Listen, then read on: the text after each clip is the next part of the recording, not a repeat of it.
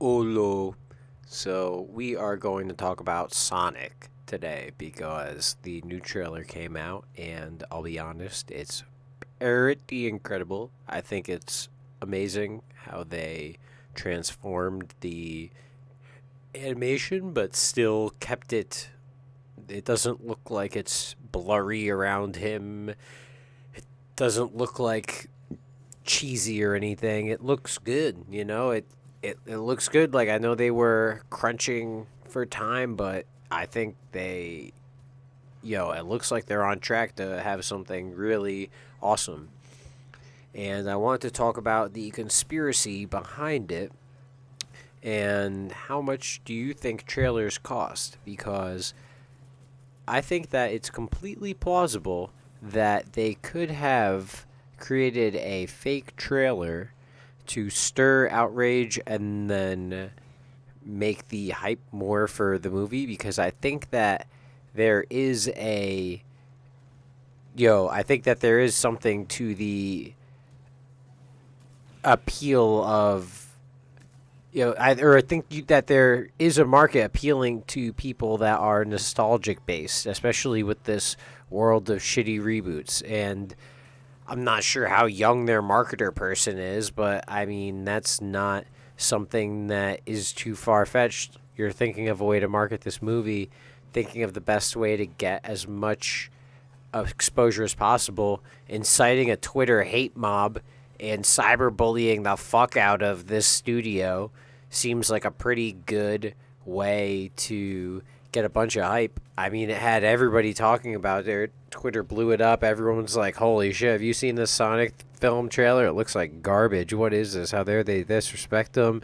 All this shit blowing up. All these, So it's bad enough he looked ridiculous, but then all of the plot points in the trailer that just looked so stupid just made it even that much worse. Like, at least when he looks great, I can accept the fact that he can somehow stop time, apparently, because he's so fast, but he can't dodge a fucking little Nerf gun of needle. Oh, he's surprised.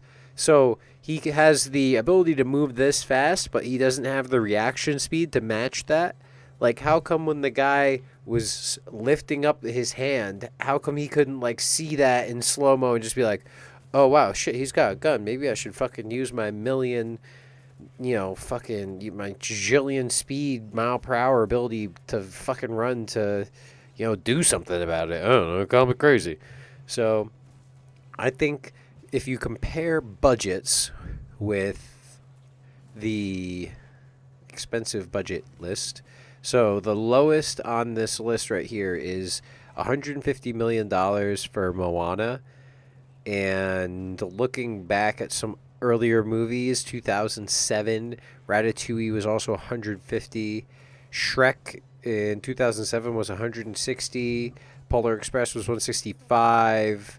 Just giving you ideas. Monsters vs. Aliens 2009 was 175. Up was 179.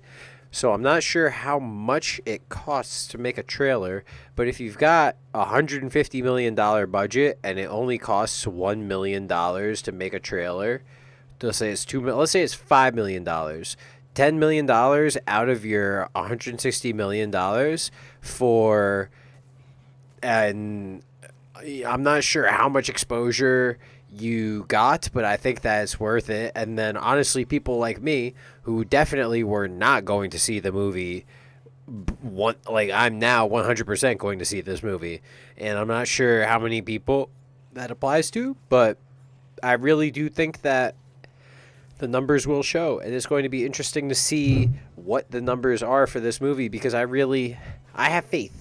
I have faith that this movie is going to sell. I have faith that Jim Carrey is going to carry this movie, even it seems like it's going to be straight trash. I think he will be able to recover.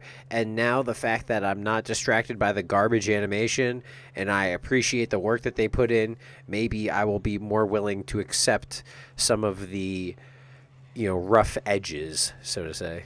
Anyway, that's about it. Let this, monster hunting play out. Right now, I was just messing around or I am messing around in the game with this big club sword, and I was just swinging it around trying to get this satisfying crush KO and jumping off the building. I got him with an uppercut at the end, which is a okay way, but I definitely wanted to get a big flying ground pound or big spinning slam. So that's all for now. Thank you for watching, and there will be more coming up soon. Yeah.